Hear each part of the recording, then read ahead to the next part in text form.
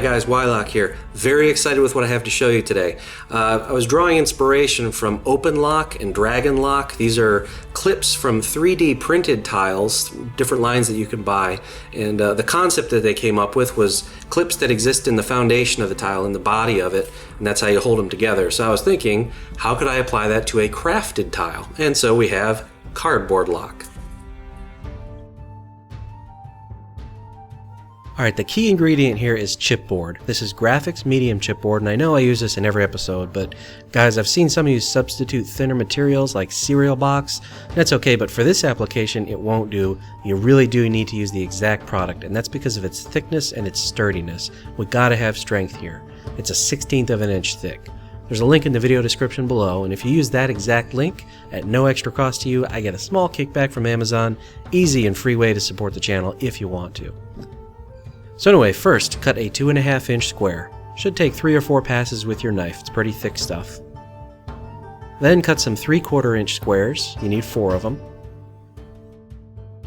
And with a little bit of white glue, attach one to each corner. Just a thin layer, don't overdo it. The chipboard drinks this stuff up and it dries within minutes. Then cut a 1 inch square and glue it in the middle, like this. Note, don't use hot glue here. Use white glue, or maybe extra strength glue stick. You don't want to introduce extra thickness due to hot glue. Now onto single corrugated cardboard, available from any packing box. Make your material square before you start measuring and cutting.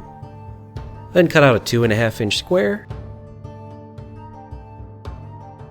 and apply corrugation cladding. If you're new to the channel, corrugation cladding is just this: thin black cardstock or construction paper. Cut a thin strip of it, and hot glue it around the square to cover up the corrugation.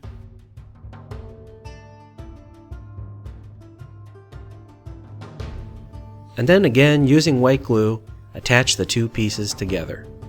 This is the foundation of the tile. From here on out, we finish the tile using the methods we've talked about many times before, but for sake of completeness, I'll quickly go through it. It only took me about 3.5 hours to make these 8 tiles, including dry time and camera work. Foam board. This is Dollar Tree foam board, the classic DM Scotty find. It's great because the paper peels so easily, but if you don't have access to it and can only get other brands of foam board, rubbing alcohol will help the paper free up from the foam. Cut a 1/2 inch wide strip. Peel the paper from one side and texturize it as desired. I score 2 rows of offset bricks with my knife, and then follow the scores with a mechanical pencil to widen them. Then a 1/2 inch wide strip of chipboard and glue them together. This is a wall segment.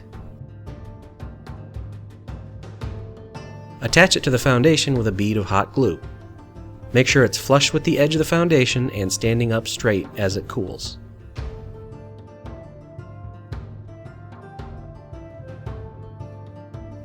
Then black bomb it with cheap acrylic craft paint. While it's drying, let's do the spaces. Cereal box. Measure out a grid of 1.25 inch squares and cut them out. You'll need 4 per tile. Then do the same again, except a bit smaller at 1.1/8 of an inch. Again, 4 per tile. Round off the corners a little bit.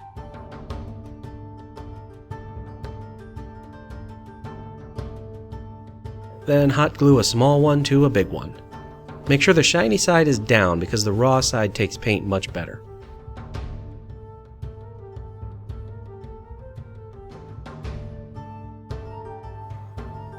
Now take some dark gray craft paint and use a kitchen sponge to apply it to all surfaces, tiles and squares. You're aiming for about 80% coverage. And the more paint you bleed off the sponge, the finer the speckle will be, sort of like a granite look. So do whatever you like. Then again with a lighter gray, sponge, but much less, maybe only 20% coverage, like this. Tiles and squares. It's important to paint the squares like this before attaching them because it allows you to dab at an angle and get at all those edges. If they were glued on the tile already, you wouldn't be able to get down in between them, and you'd have a lot of unpainted black recesses, which doesn't look as good. Then a plain brown. Gonna pick 2 or 3 bricks per wall and just paint them brown. Easy. Then hot glue the spaces to the tile, and for the ones that are adjacent to walls, just chop off that excess 1/4 inch with scissors. Again, none of this is new. If you're new to the channel, check out the first 5 episodes or episode 76, where I give some alternate shortcuts for doing the walls and the spaces.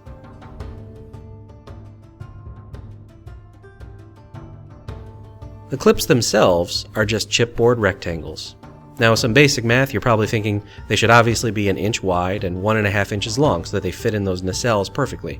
But we need to accommodate some tolerance for manufacturing error. After all, some of your slots are probably like 0.9 inches or 1.1 inches, depending on how good you are. So what you should do is cut them to be 7/8 of an inch wide instead of 1 inch, and 1.25 inch long instead of 1.5 inches. This guarantees they'll always bottom out when inserted, and it allows for a little bit of lateral shifting to ensure that you can line everything up perfectly once they're put on the table.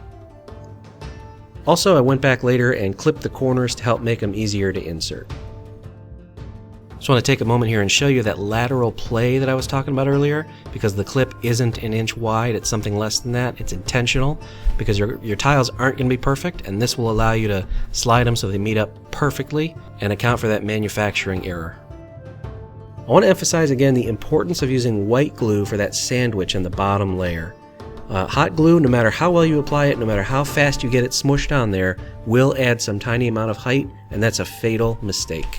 The whole reason this works is we know the exact height of the clip matches the slot because that layer is the same material. And if the slot is any taller, you won't have the friction between the clip and the inside of the tile. That's the whole reason that this works. Now, these are a little bit fussy putting together, so you might consider assembling entire rooms prior to running your game. And that way, as the party enters the new room, you just pull it out from under the table and throw it down. Saves that awkward 45 seconds of having to put the clips in and assemble the room in real time. So look at this, crazy strong. I can hold up this entire assembly by just one tile. Wave it around, no play. And if that holds, you know it's going to hold just fine sitting on a table. Clip-on features, same, no surprise here, it's the same form factor. Foundation is still 1/4 inch tall, the wall is still 1/4 inch thick. By the way, please leave suggestions for new clip-on features in the comments below, because I'm fresh out. And if you're new to the channel, check out my backlog for the clip-on feature episodes to see all the possibilities here. Also, I'm on Patreon if you're interested. And if you like those cardstock miniatures, check out episode 9. Now, suppose you've made a few hundred Wyloch tiles. To retrofit them, you simply take the bottom of the foundation, so this bit right here, the very first thing we did, and then you glue that to the bottom of your existing tile, again with white glue, and weigh it down while it dries. These 2 tiles are actually among the very first batch I ever made, so we glue them on, weight it down, give it an hour to be sure, and yes, this is going to add to your overall tile height a little bit, but if you do it to all of them, then that shouldn't matter. And yes, you have to address painting them if you want to. I mean, from 3 feet, it's on the bottom of the tile. I don't think you can see it, but the great thing about the classic sponged dungeon stone scheme is that it's so chaotic that it really hides these different layers of materials well, especially at 3 feet away when you're at the table. So I paint the edges black, and then sponge on the 2 grays that I originally used for the walls. And it does a pretty good job of blending it in. Now, I rushed this and I was sloppy with the black. Ideally, you would just be careful and get the black only on the chipboard, but you can see these blend in pretty nicely. And what about other tile styles? Maybe you like other systems. Here's a Black Magic Craft foam tile, a 3x3, just roughed out, obviously not finished, but the concept is the same. Use chipboard to create symmetric nacelles on the bottom, then glue on another 3-inch slab to close them in. Slots created, ready for clips. Again, these aren't finished, but just as I showed you a minute ago, you could simply extend your paint scheme for the side down onto the chipboard. Alright guys, so that's the concept. 2 things I just want to stress again. Number 1, the material.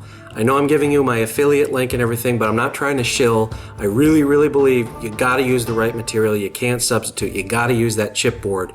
It's thick and it's sturdy and it works. The other thing is, and I've said it several times, but the white glue.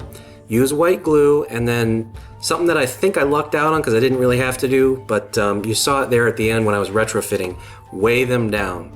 As you're building them, stack them up, put a book on it or a glass of water or something, stack it and weigh it down while it's drying. That's important because it'll make sure that the slot is as thin as possible. And again, that's going to be key to success.